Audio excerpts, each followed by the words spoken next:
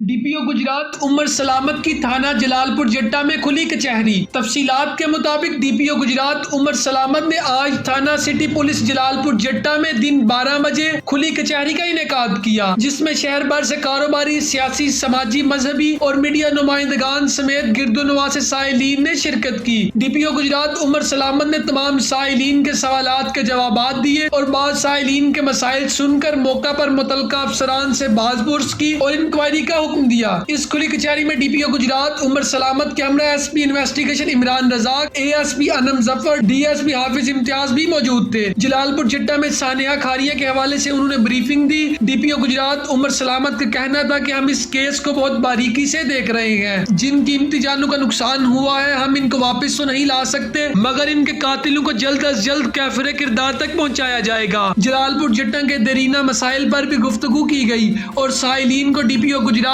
उमर सलामत ने इस बात की यकीन दहानी करवाई कि इनके मसाइल इनकी दहलीज पर हंगामी बुनियादों पर हल किए जाएंगे।